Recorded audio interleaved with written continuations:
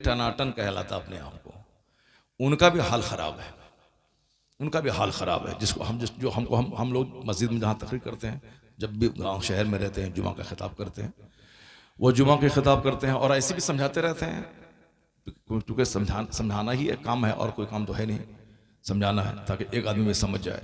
वो जिसको समझाते हैं 5 साल से, उसका भी पैर बिगड़ा रहता है, उसका भी पैर, उसको बोलते हैं क्या सदर साहब, मस्जिद का सदर है वो, क्या है वो पैर, नहीं नहीं हम तो करते हैं, हम तो करते हैं। तो अब उनको क्या करना पड़ेगा, उसको फोटो पैर कर लेकर उसको दिखाना पड़ेगा, ये देखो तुम्हारा, तुम हाल से सदम, तो हाल बहुत बुरा है। कुछ तो मालूम नहीं है, कुछ को मालूम है मगर प्रैक्टिस नहीं, आदत नहीं है, शुरू से करता हुआ चला आ रहा। तो सुनिए, अगर इस तरह से नमाज कोई पढ़ा, 1000 रकअत नमाज, कानून के हिसाब से नमाज नहीं हो, कानून के हिसाब, अल्लाह ताला कबूल कर ले, अल्लाह ताला हकमुल हाकिमीन है, अरहमुर राहिमीन है, अल्लाह ताला माफ़ कर दे, तो वो एक अलग चीज़ है। मगर कानून जो है इस्लाम का, उस कानून के हिसाब से नमाज नहीं हुई।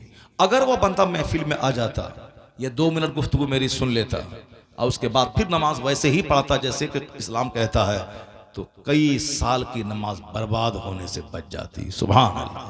अब तो बोलना होगा कि 1 मिनट रात में कोई दीन सीख ले तो रात भर जाग कर नफल इबादत करने से बेहतर है।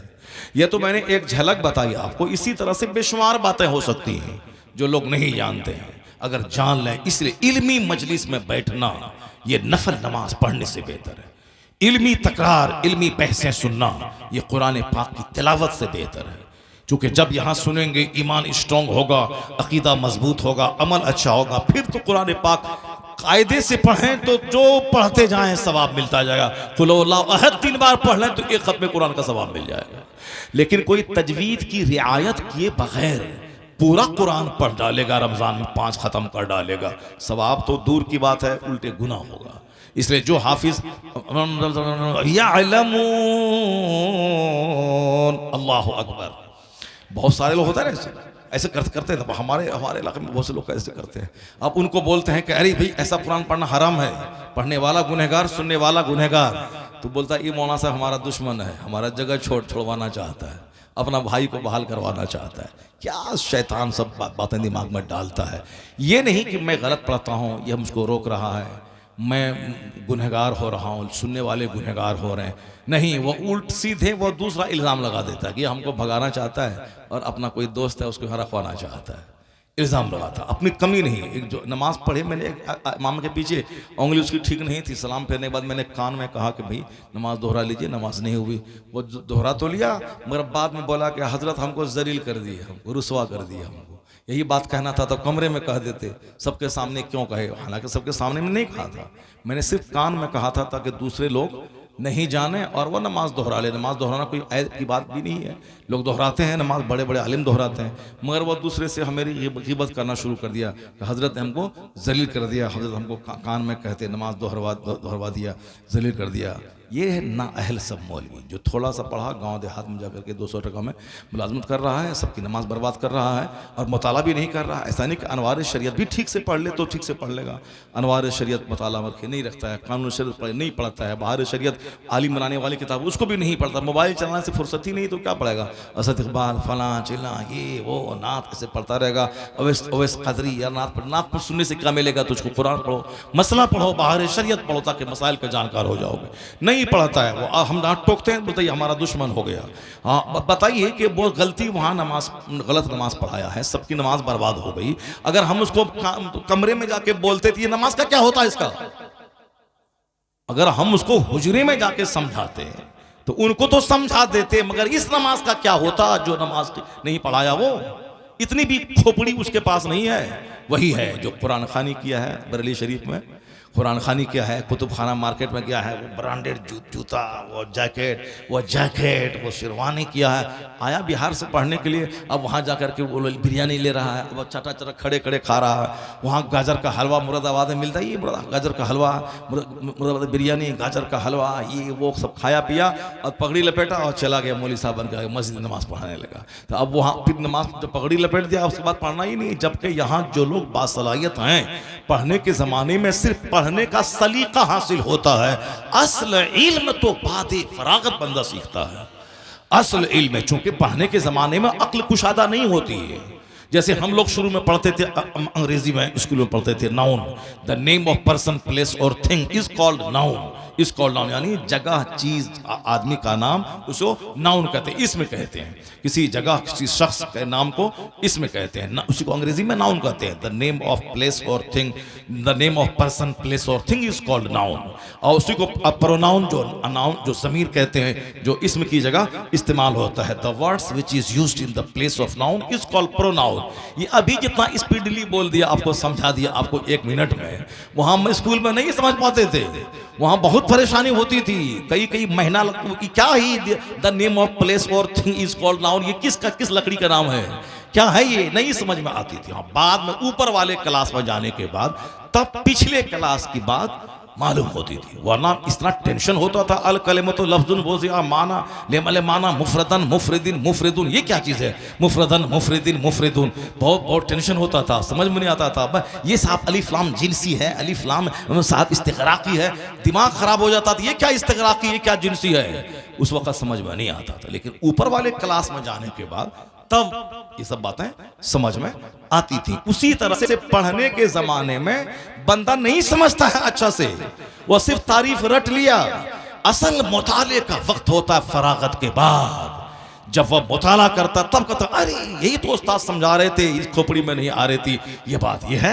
अब जब वह कसरत से मुताला करेगा तो जो इनको प्रॉब्लम हुआ पढ़ने के ज़माने में, वह पढ़ाने के ज़माने में प्रॉब्लम नहीं होगा, क्योंकि वह जानता है कि हमको क्या क्या दिक्कत होती थी और बच्चे को क्या दिक्कत हो रही होगी। ये कसरत मुताला करके उसी को फसाहत के साथ हिंदी की चिंदी करके बच्चों को समझा देगा। वही उस्ताद कामयाब कहलाता है जो मरते दम तक मुताला करता रहता है। पढ़ने के जमाने में सिर्फ पढ़ने का सलीका रीडिंग देना आता है, अंडरस्टैंडिंग का पीरियड पढ़ने के बाद होता है। पहले सिर्फ रीडिंग क़िराअत है, और फिर इफ़हाम तफ़हीम का मसला वो बाद में होता, जब अक्ल कुशादा होती है, इनशराह सद्र की नेमत मिलती है, और जब कसरत से खारजी मुताला होता है तब बंदा उसको समझता है। इसलिए मैंने आपसे कहा कि कम पढ़ा लिखा मौलवी वो फितनो फसाद करता है, और जो गहरा इल्म रखता है वो गोंगा हो जाता है, वो कहता है मैं कुछ नहीं जानता हूं। जिस तरह पढ़ने के जमाने में जब हम पढ़ते थे मैट्रिक में, सबसे अंग्रेजी में बोलते थे, what is your name, where is your house, what is your name, in which class do you read, ये जो सब जुमला हमको याद था। पढ़ने के ज़माने में खूब हम लोगों से अंग्रेजी में बात, बच्चा सब हमसे डरता था, अरे ये अंग्रेजी में बात करता है, जबकि कोई बात ही what is your name, where is your home, in which class do you read in, from here you came, ये सब कोई बात तो नहीं, सब मामूली सी बात है। मगर उस वक्त में लोग सब बच्चा हमसे डरता था, इससे बात करो ये अंग्रेजी में बात करने लगेगा। ये उस वक्त हम कहते थे हाँ any questions you can ask me, कोई सवाल हो मुझसे पूछो, I will give your answer, मैं सबका जवाब दूंगा, बताओ। जबकि उस वक्त में कोई जानकारी नहीं थी, और उसके बावजूद हम कहते थे कि तुम जो चाहो सो पूछो, सबका जवाब दूंगा, सब मैं जानता हूँ, पॉलिटिक्स जानता हूँ, बिजनेस जानता हूँ, केमिस्ट्री जानता हूँ, बायोलॉजी जानता हूँ, मैथ जानता हूँ, नहव सर्फ जानता हूँ, क्या ये सब जानता हूँ, पूछो व्हाट एवर यू वांट, पूछो जो कुछ जानते हो।